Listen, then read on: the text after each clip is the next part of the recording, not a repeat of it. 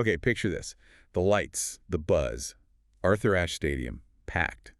It's the 2025 U.S. Open men's final. Yeah, you can almost feel it. But this isn't, just any final. It's Carlos Alcaraz versus Jannik Sinner. Mm-hmm. And watching them, you just know Mm-hmm. this feels like something bigger. Mm-hmm. Potentially era-defining, as people are saying. It feels like a real shift. Exactly. A changing of the guard in men's tennis, right? Absolutely. And this rivalry, it's exploded, hasn't it? People are calling it Sincaraz, the new two, even the big two. It's like, okay, the Federer, Nadal, Djokovic era. Maybe this is what comes next. It really feels like it. And we've really gone deep into this, haven't we? We looked at, everything. Wikipedia, analyses, stats, what other players are saying. Yeah, tons of material. Match breakdowns, all of it. So our mission here, for you listening, is to pull out the key stuff, the insights you need to get why this Alcaraz Sinner thing isn't just exciting, but why it genuinely matters for tennis history. Right. We want to explore their journey, how their styles clash, and just the sheer scale of what they've achieved already. Okay, so let's start with the basics. Both guys, born in the 21st century. That alone feels significant. It really does. And they both already have multiple majors. Both have been world number one. I mean, they're widely seen as the two best of their generation. No question. They're bringing something totally fresh, aren't they? Definitely. And it feels like they're pushing each other constantly. Like one gets better, the other has to respond. It's fascinating to watch that evolution. And thinking back, this didn't just start with Grand Slam finals, their first match. That was way back, wasn't it? A challenger. Yeah, that's right. 2019. Alcaraz was only 15, believe it or not. Mm-hmm. And he won that one. His first challenger level match, I think. Wow, 15. What do you think that showed, even back then? Well, it was a tiny glimpse, maybe. But the first ATP Tour match, Paris 2021, that felt more significant. Alcaraz was 18, upset Sinner. Oh, yeah, and that cost Sinner a spot in the ATP finals, didn't it? It did. So the stakes were already pretty high. And Alcaraz actually said afterwards something like, I think Jannik and I will have a great rivalry in the future. Talk about calling your shot. Seriously. He knew, or at least he felt it. That competitive spark was there from the start. Okay, so those early matches were like the prologue. Yeah. But the main story, the epic clashes, that really kicked off soon after. Oh, definitely. 2022, that's when it properly ignited. The U.S. Open quarterfinal. That match was just legendary already. 5 hours, 15 minutes, finished at, 2:50 a.m.? The latest finish ever at the U.S. Open. Just insane. And the drama within it. Alcaraz saving a match point in the fourth set. Right. I remember watching that thinking, no way. What did that win and how he won it really do for their rivalry back then? It was huge. It wasn't just surviving, it was the statement it made. Beating Sinner, who was already established, saving match point. That showed incredible resilience, mental strength. And then he went on to win the whole tournament. Exactly. His first major, and he became the youngest ever men's world number one. So that match, that win, it kind of put him slightly ahead, established him as the guy to beat for this new generation. It basically threw down the gauntlet to Sinner. And Sinner definitely picked it up. Because 2023, things shifted a little, didn't they? They did. Sinner actually edged ahead in their head-to-head 4-3 by the end of that year. He got some big wins. Miami Open. The Sunshine Double spoiler. Right. Denied Alcaraz that. And then he beat him again at the China Open. It showed Sinner wasn't just going to play second fiddle. He was improving, finding ways to challenge Alcaraz consistently, closing that gap. But then 2024, Alcaraz seemed to figure something out again. He won all 3 of their matches that year. Yeah, that was another twist. Snapped Sinner's 19-match win streak at Indian Wells, which was massive at the time. And then that really tough French Open semifinal. Which Alcaraz won, and then he won the French Open title. Yeah. But then Sinner became world #1 right after. It's like they can't stop trading blows. That's the dynamic, isn't it? Yeah. One achieves something, the other responds. That Beijing final in 2024, another crazy one. Alcaraz down 3-0 in the tiebreak and wins 7 straight points. Longest final in that tournament's history. Every match feels like an event. It really does.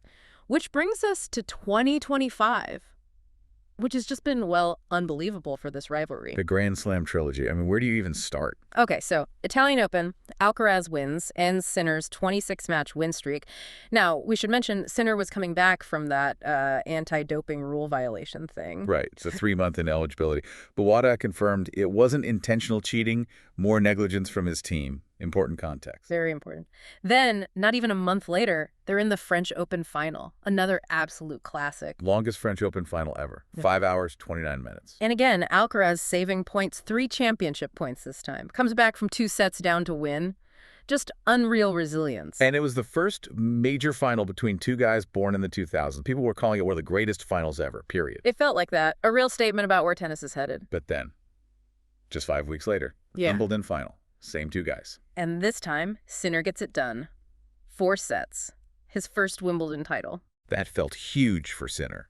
It broke Alcaraz's 5-match winning streak against him, ended Alcaraz's run at Wimbledon, and it was Alcaraz's first ever loss in a major final. Massive psychological boost for Sinner, you'd have to think. He proved he could beat Alcaraz on the biggest stage, even after those tough losses. He answered the challenge. Then they met in Cincinnati, but that one ended early with Sinner retiring due to illness, so. Yeah, bit incomplete, that one.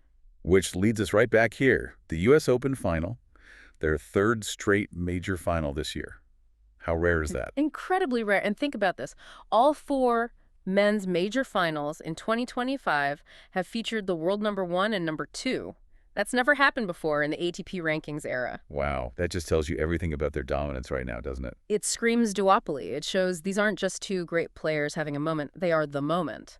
They're defining this period in tennis. Okay, let's zoom out from the matches for a second and look at the stats, the milestones. Yeah. Because the numbers behind this rivalry are pretty staggering, too. They really are. So major titles right now. Alcaraz has 5, Sinner has 4. Already.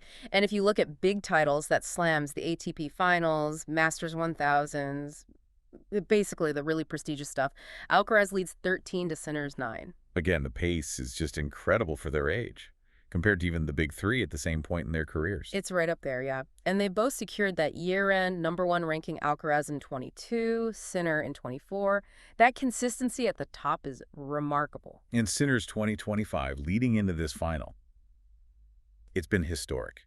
He's only the 4th man in the Open era to reach all 4 Slam finals in 1 year. Yeah, Laver, Federer, Djokovic, and now Sinner. Pretty elite company. And he's reached 5 straight Slam finals now. Only the big 3 had done that before. I mean, does that kind of run come with this immense pressure, or does it make you feel invincible? Probably a bit of both, right? The pressure must be enormous, but to keep doing it suggests incredible mental strength. Like, yeah, maybe a feeling of invincibility does creep in. He's also 1 win away from being the first guy in 17 years to defend the U.S. Open title. Federer was the last in 2008. And get this. He's on a 27-match winning streak in hardcourt Grand Slams. That ties Djokovic's best run. Seriously. Seriously. And if he wins tonight, he'd be only the 2nd man ever after Federer to win 4 straight hardcourt majors.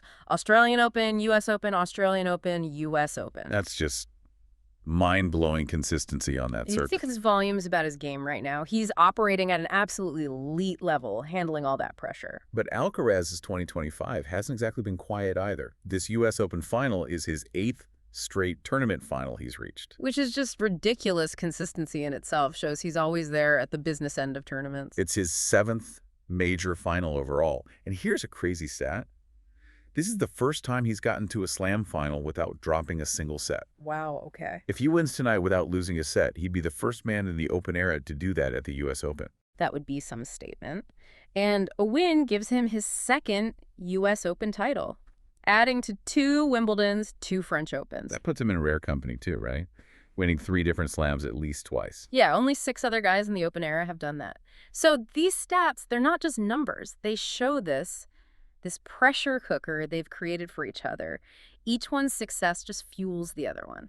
So the big picture takeaway from all this. Duopoly. Plain and simple.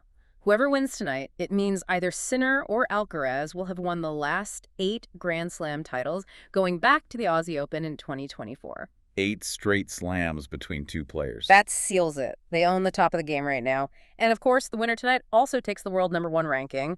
The stakes couldn't be higher. Okay, so we know they're dominant. We know the stakes.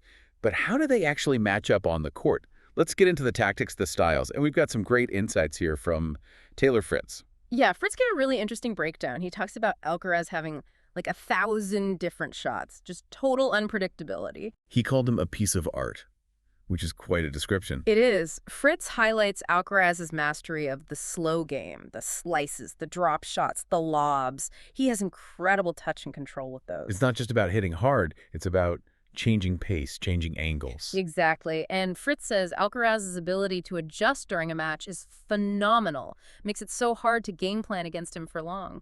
Fritz also talked about that forehand, didn't he? The massive topspin. Yeah, he described it as curving violently in the air and then kicking up and away after the bounce.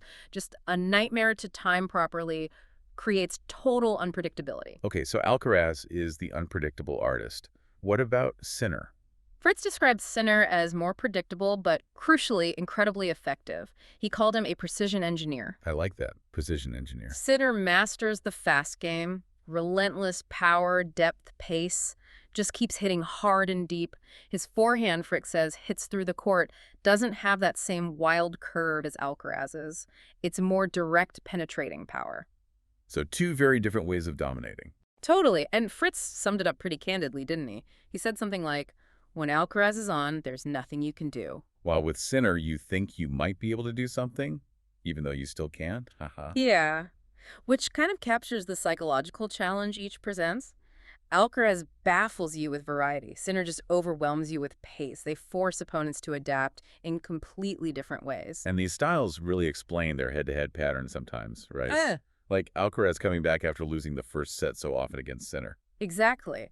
Fritz suggests Alcaraz takes time to adjust to Sinner's relentless depth and pace. He absorbs it, figures it out, and then uses his own variety, his talent, to disrupt Sinner's rhythm. Whereas Sinner maybe struggles a bit more when Alcaraz starts mixing things up constantly, takes him out of that powerful baseline groove. That seems to be the pattern.